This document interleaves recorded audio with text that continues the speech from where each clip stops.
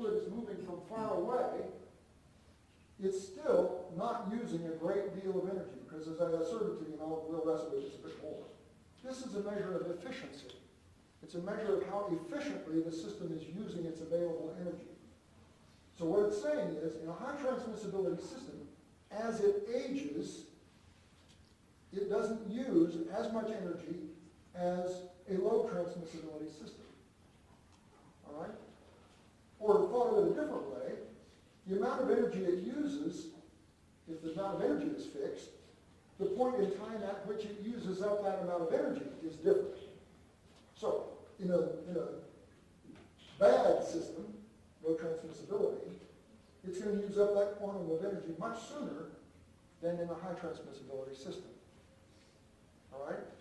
So, what I'm thinking through here, now, that raises some really interesting points. Suppose the system changed the way it was consuming energy. Should I expect to be able to see that? Well, absolutely, because that's what this is telling me.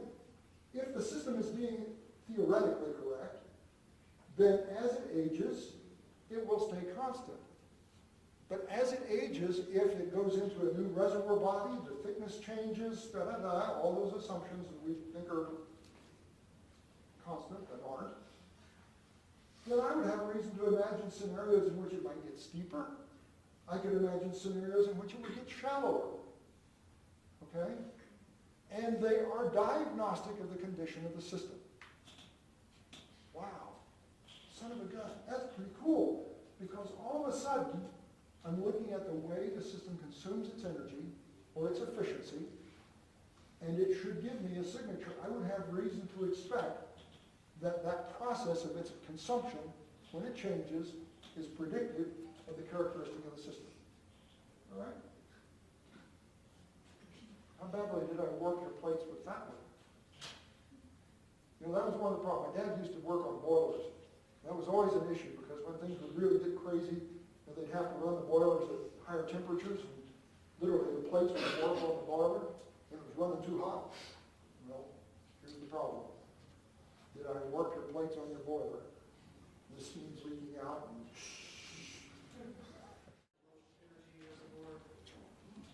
yes. Is that commonly used?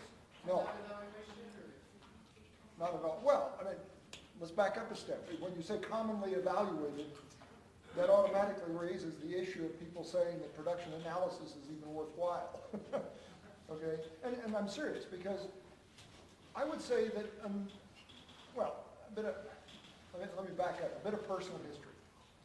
I started doing this with Panhandle Eastern when I had that huge staff of 6 engineers and 5,000 wells. And that was back in the 70s. The first paper I published, which is in that pile of stuff you've got there, well, the paper's not, but the reference to it is, the first public presentation of this was in 1982. And I got to tell you that people have not bought into doing production analysis other than through classic numerical simulation probably until the last 7 or 8 years. So just the process itself has not been held in high regard until recently. Therefore, the kinds of problems that I've gotten to look at have been sometimes few and far between. I had a friend who had still has, a very large property and secondary recovery project, water flood specifically, over near Midland in the Wolf Camp. And he was going to sell it because he was convinced that they had no reservoir. You're doing this water flood, it's about a 100-well water flood, and you decided you have no reservoir. And he showed me the curves, and I looked at the curves with the binoculars I've got, and I said, this is stupid. Because we then got the workover reports. Every time they would work over one of the pumping units, the standing valve, the ball or the seat, was shot. Well, on a sucker rod pump, when the ball or seat shatters, cavitates, that thing is no longer efficient at all. So what I convinced him to do was go shoot fluid levels. And what we saw was that the pumps were failing within about 2 weeks. You do the replacement, put the new pump body in, all the stuff, doing it right, and then start shooting fluid levels every day, which was that terrible pain. But we saw that within 2 weeks of the new pump being installed, that new pump started to fail. Well, exactly coincident with that, the signature changed, and it looked as if the reservoir was bounded. It wasn't bounded, it was the fact that the pumping unit was failing. And so it became all of a sudden he realized, because here was, pump replacement, literally in a couple of cases, dozens of them. And when he would replace them, the well started looking just like it did from day one. So it wasn't an issue of reservoir, it was a mechanical problem. And you can begin to see that. Hopefully we'll have some time to dig into that part of it, because there are some specific signatures that tell you whether it's the pump, whether it's the reservoir, whether it's in fact fluid encroachment from some other reservoir. So, there's a whole lot more information there that doesn't just jump out at you from looking at this graph in this setting. But your point's right on. Would a build-up test then be helpful in determining that? Karen? If it's an issue with the pump instead of the reservoir? Karen, do you remember what year I was a DL? What, my what? Do you remember what year I was a DL and what the topic was? 2003, 2004, well shut in. The title of my topic was, Why Shut the Well In? You've already got the data. And so, I'm walking on really thin ice, because most of you are taking a well testing class whose primary thesis, because that's what I taught anyway, was shut-in evaluation. And now I'm here to commit utter heresy and probably freak your prof out like no other. Because I am ready to tell you that if it were up to me, I would never do a shut-in. Now, that said, that's an impossible statement, because there are always shut-ins. You've got to shut a well in to run new tubing, hold out the tubing, replace the pump, or the compressor went down, whatever. So shut-ins are inevitable. The problem is, my observation has been that 1 in 7 and 20% number I quoted to you a while ago, unless you have compelling economic reason to do a shut-in voluntarily, don't do it. Now, if you have a compressor upset or whatever, and you know it's going to happen, collect the data, take advantage of it. So it's a slightly different spin. Because what I've become convinced of, and this goes back at lunch, we had a bit of a conversation about this point. Production data, and I know I was firing over everybody's head, but I just needed to get my wheels going. This idea of a fiduciary obligation is a really important idea, because when a well is on production, that's the only time it's making money for you. Okay? So if I could make money and learn the information I need, so much better. So much better. Well, my thesis to you, and I've got data that support it now, everything that you can learn off of a buildup, you can learn off of production data if you take it correctly. Okay? So your thesis is not wrong, all right? Nothing you said was wrong, per se. It's just that I think that there's a better way, because one of the things that is true, maybe I'll give you a bit of my personal history, but at one point in my career, I was responsible for the well testing staff that tested on an annual basis. My staff tested 3,000 wells a year. And I was responsible for keeping these people going, and always was fighting the battle about how long a shut-in I could have. Well, I've got to tell you, management gets just totally kinky if you go beyond 72 hours. Well, in these resource plays, 72 hours is not going to tell you anything about the behavior of that reservoir. You're going to be still mostly storage dominated. If you're in production, making money, loading the tanks, so it really is a game changer to be able to have a production history that has the information in it to look at the same thing. Reservoir initial pressure. We're going to spend some time on that one here after a bit. Those of you that are in the well testing class have talked about Horner. One of the fundamental things you do with Horner is to calculate a P star. That's a classic ethical problem. Horner plots an ethics issue? Right, it is. but we'll get into that. But anyway, to use a shut-in for the purpose you described is doable. That's not the question. It's just that I think that there's a better way that still puts money in the bank. Okay? Please. You talked about the negative effects of shutting a well in. Yes, sir. What, have you figured out maybe what some of those reservoir mechanics are that are why you have Well, those effects? Let me first disclaim it this way. I have developed a set of prejudices. All right. If I were to stand, well, in light of all the things that I have asserted to you that are not true about constant thickness, et cetera, I better certainly not complain to you that I'm all wise on what it is I believe. And therefore, it's more appropriate, I think, to say these are my prejudices. Here's the facts that support it. Cause mechanisms of damage during shut-in. There are many. Not the least of which is the fact that virtually every wellbore is to some extent stress sensitive. So when you shut a well in, you have reversed the stress field. And you put it back on production, you've reversed the stress field again. Right? So you've gone from compression to tension back to compression. Rocks, being the brittle things that they are, don't like that. That's not okay. And therefore you likely embed and fracture and what have you, the proppant bed itself, and maybe the matrix itself. I have a well in Mam Creek up in Garfield County, which I went through a cycle naively, and it wound up the next day after my nice, really good build-up test. It had shale 500 feet above the perfs because I had drawn the pressure down too quickly. So the rock actually flowed, and rock can do that. You know, much to everybody's amazement, that darn stuff will flow if you treat it wrong.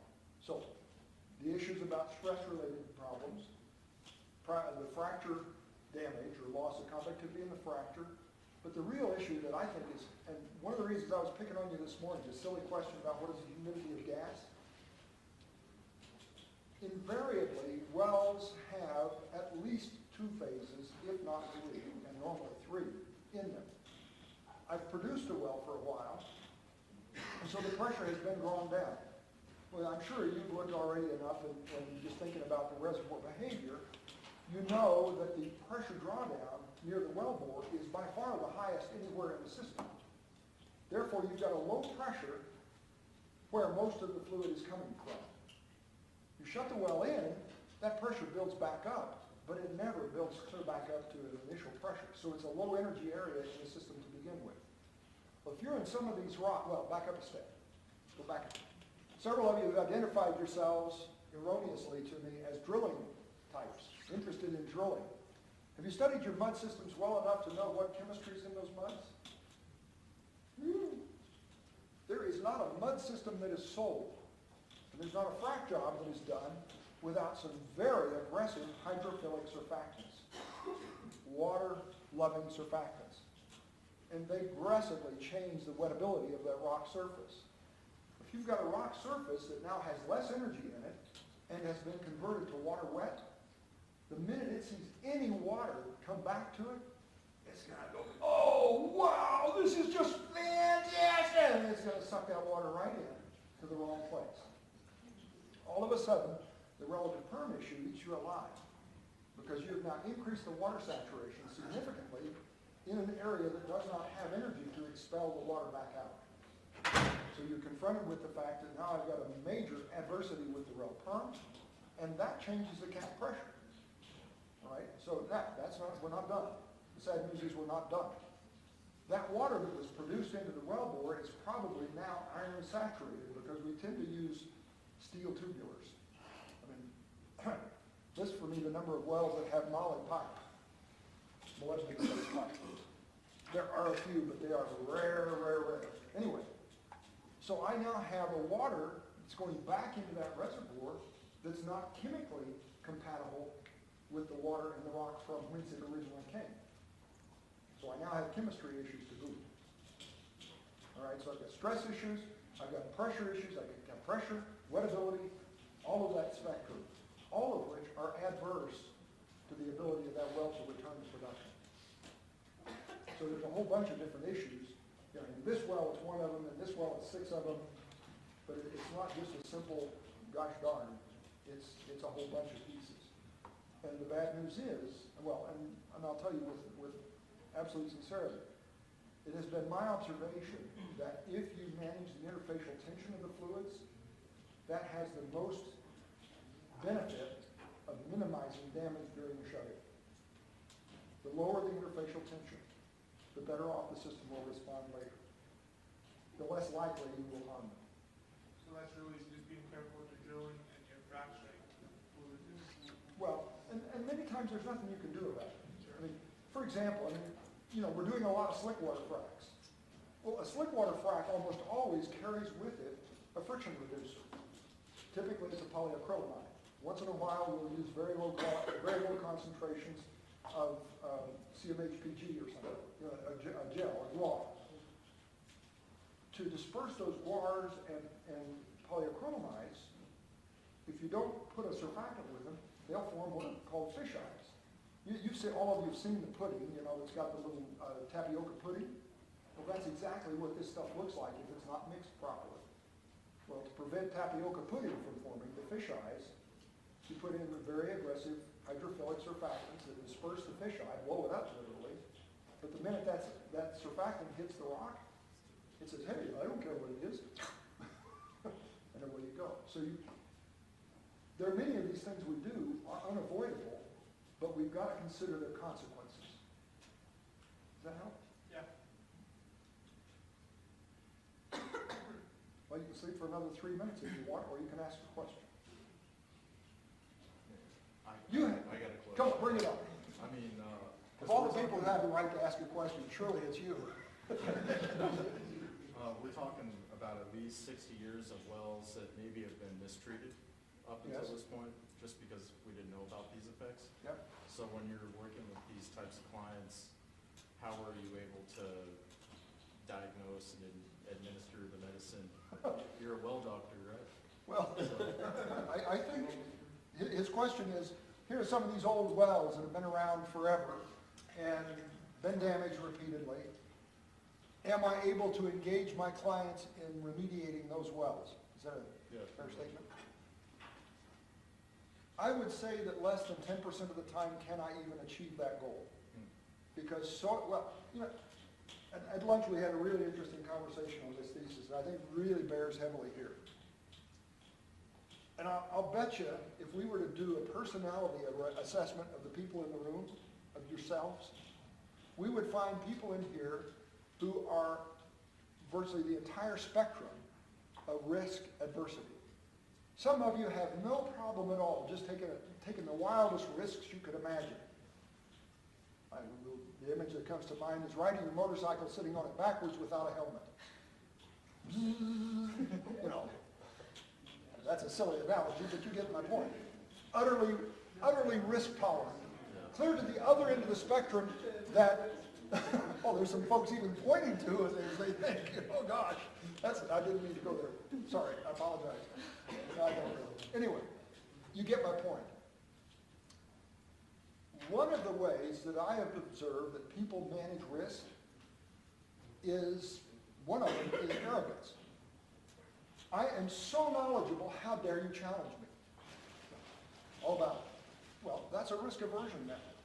Simply because they're afraid that if you penetrate that facade, because unfortunately in many cases, sometimes it's real. I mean, sometimes they are that smart. But sometimes they're not. It's just a defense. In companies, in individuals, it's fairly easy to manage. You are risk adverse or you're not. But in a company where you have teams of people who adopt these strategies, man, I had, and it's pertinent here, one of my client projects, I was asked to evaluate an operating property up in northern Colorado, and I went to the field supervisor and told him what I saw wrong. You're doing doing this and that. Don't do it. Here's why you shouldn't do it. Here's the impact of it. He and his team were just livid. I mean, profane livid. They were calling me names and stuff. And, basically I said, okay, nothing I can do here, and I moved on. About 2 weeks later, he was down in Denver, came into my office, and shut the door. And I gotta tell you, my blood pressure was through the roof.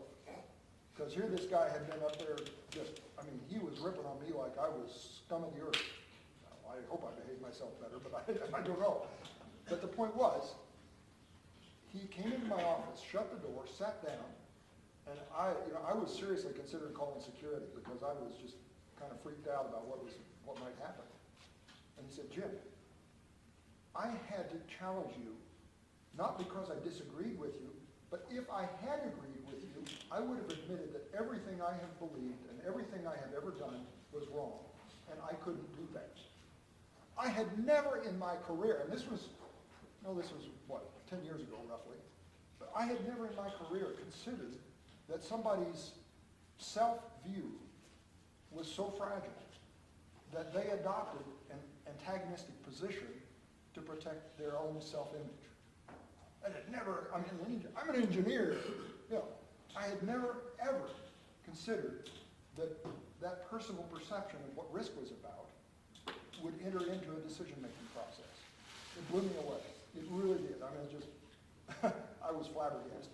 So when you pose the point about can I convince a company to do a remediation project if their pride and their perceived risk is so great? Well, we've always done it this other way, and if we change, we will have admitted we were wrong. That's a big issue. I mean, you've got to try, and it becomes a matter of gamesmanship, trying to think of ways to say to Fred, you know, you're a nice guy, you're brilliant, but you screwed up. Well, you were doing fine up to that last word. You know? So I'm serious that you will encounter, I guarantee you will encounter in all kinds of settings. You know, we decided to become engineers, and I've heard this not just from you guys, but all my career. We become engineers because we are not necessarily socially rejected. It's just we are not aggressively looking for interaction with other people. That's true of me anyway. And that process really creates a problem when you run into situations where risk perception becomes the driver behind decision making. You know, and it becomes a matter of, you know, I have jokingly said, and I will say this to you with absolute sincerity, one of the biggest mistakes we as engineers make is we are not engineering psychologists. We don't think about what we say and its impact on those to whom we say it.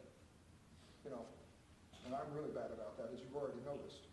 But it is a legitimate issue that really impairs our ability to solve problems. So I gave you an answer that appeared to have no relationship to your question. Because, and I'll give you another data point. In the Niobrara, in DJ, in the Niobrara, refracts have become just a matter of life. You do it. You always do it.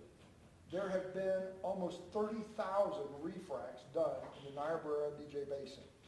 30,000 of them. If a well does not get back to at least 85% of its original IP, the refrac is a failure. Think about what that implies. I mean, there's all kinds of implications to it. But to actually admit that we needed to do refracs, man, that was a battle like you wouldn't believe. Well, there is an example, I think, of this process of recognizing here's value to be had, but in a non-traditional way. Because the implication would be, well, Fred, you didn't do a good job on your initial frac job, and therefore we're going to have to go remediate. No, you just used the best techniques you had at the time. We've just learned some new things. And that's the kind of spin you need to wrestle with. Let me give you right quickly. I'm kind of in BS mode. I apologize, but maybe it's helpful, maybe it's not. I'm not sure. I told you, I actually pumped my great-granddad's farm when I was 8 years old. And officially I was a relief pumper. But that got the fire going in me to be in this industry. I got lots of invitations to go become a dentist, God forbid, and I was invited to go to the Mayo Clinic never mind. Anyway, and I wasn't smart enough to get out of this business because I love this stupid business. I love the smell. My great-granddad, just to give you a sense of things, my great-granddad required that his great-grandson go get a cup of crude oil from one specific well on the Newell lease every day while I was there in the summer. I had, this one well, get a cup of crude oil, and he would drink it. He lived to 101. He had drunk crude oil from his farm for his entire life. I can tell you with absolute confidence, in spite of what the EPA says, that's a data point. Anyway, it's fine. It tastes kind of funny, but now these are flavor in your mouth, but it's not harmful. And he felt like it was a good elixir. You go back and look at the medical literature from the turn of the century, and you'll find literally dozens of articles talking about the use of crude oil as a health benefit. And yet today it is perceived as harmful. Wait a minute. One of them was wrong, because my grandmother lived to 100, my great-granddad lived to 101, and both of them consumed crude oil on a daily basis. Okay. Huh? Well, I don't have access to it. Evergreen is. I'm telling you that I would. It's not that easy. Anyway, so that was where I started this business. I went to Missouri School of Mines, and the year I graduated, they changed the name of the damn place to University of Missouri at Rolla, and now it's Missouri University of Science and Technology. What a wimp-out name. Anyway, I went to Missouri School of Mines. That was a respectable institution. We studied miscible flow every night down at Bear Tracks. Well, they did. Anyway, Missouri School of Mines. Got my BS. Went to University of Oklahoma. At University of Oklahoma, I never went to a football game. I'm probably the only graduate of OU that never went to a football game. And some of you that are familiar with college football, you know that was a travesty in the extreme. Anyway, I graduated from there with my master's, went to University of Tulsa. That's where I became convinced that a piled higher and deeper is not a degree of intelligence, it's a degree of persistence. Otherwise, I would never mind. Anyway, I worked in the summers with Panhandle Eastern Pipeline. First summer, I was a roustabout. There are no weeds in western Kansas and western Oklahoma that were not attacked by yours truly. They're dead. There are tumbleweeds clear up in Manitoba that I killed. They're dead. And I also learned how to spread green and white paint really well. Next summer, well, at the end of that summer, I was promoted to a roustabout A, which meant that I had the privilege of going out to the meter runs and putting the ink in the Barton charts. Some of you have seen that issue. The thing that's important to know about that, there's a real skill, because as you know, just like the wind blows here, it blows in a similar manner in southwest Kansas. If you don't open the door just right and approach the Barton chart just right, the wind will blow that ink on you. Well, there was this one roustabout A who came home lots of days purple from head to foot because he didn't know how to deal with the wind, because you take this eyedropper, you squirt the ink, which is indelible, that's why they use it. You squirt this ink into the little container on the Barton chart, and if the wind blows just right, it catches that ink coming out of the dropper and blows it right on you. And there were lots of days I came home. Talk about the question of, who's he? He's purple. I was purple. Anyway, so I was involved in the measurement department and then the well testing department, what have you. I went to work with Gulf Research up in Pittsburgh and was in their numerical simulation group. Then went back to Panhandle, and as chief engineer, I had the measurement department, the well testing department, the legal department, and the proration department, and the reservoir engineering department, and all operations of pipeline gathering systems. So we were responsible for making sure the gathering systems were the right pipe sizes, designing, installing all the pipes, plus all these other issues. So these people all worked for me. And it was a hoot, but then I decided I wanted to go start my own business. And so that was the first time I was a consultant. The oil industry, I was actually standing in Petro Lewis's office the day the oil industry crashed in 1984. And I had received that morning an invitation to come teach at Colorado School of Mines. I said yes. So I went and taught there for, like I said, about 14 years and did all the stuff that you know about there. At the end of that time, I went back to work for a company called Snyder Oil Company. And at Snyder, I was not an employee of the company, which is kind of weird. I was actually an employee of the board. That did not do nicely with the business unit vice presidents and stuff, because I didn't report to them. I didn't even report to the president of the company. I reported to the board. And as you might surmise, you talk about a strange dynamic. I had the authority to go to any meeting I wanted to go to. And the business unit vice president couldn't throw me out. So it created some very interesting dynamics. That was the setting about this story I told you a minute ago about the guy up at LaSalle, Colorado, and then coming into my office and telling me that he viewed the world differently. Then I started another consulting business. I've got some patents in artificial lift, which were one of the more foolish things I did in my life. And now performance sciences, which is primarily focused on looking at production analysis. In the course of that process, I've had the privilege of doing stuff, well, literally the only continent on which I have not looked at oil and gas wells is Antarctica. You know, because there's oil and gas wells every place. They're everywhere. Yeah, well, that's another story. But anyway, the reason I tell you that is not so much, it's not intended to be some kind of, an ego trip. I've had the privilege of seeing a lot of different countryside. And it is my hope for you that you get to do the same thing. Because this is probably the only industry, and it's certainly the only industry I know of, where you're going to have the opportunity to literally be involved in people's lives on every continent on the planet. And that is so cool. One of the neatest things was an experience in Ataral, Kazakhstan, when a cab driver, basically, I was supposed to have been met on a speaking trip by some people, and they had written down in their calendar the wrong day.